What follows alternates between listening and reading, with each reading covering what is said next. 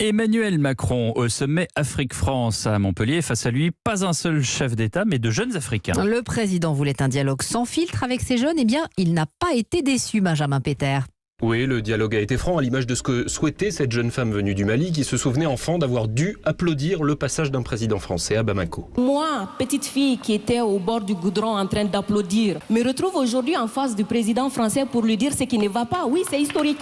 Nous payons le prix de la colonisation tous les jours, l'a interpellé une journaliste kenyane. Et pour cette jeune burkinabé, il est temps d'assainir les relations entre la France et l'Afrique. Si la relation entre les pays d'Afrique et la France était une marmite, sachez qu'elle est très sale de reconnaissance légère des exactions commises. Elle est sale de corruption. Je vous invite à la recurer. Si vous voulez quand même préparer là-dedans, nous ne mangerons pas, l'Afrique ne mangera plus.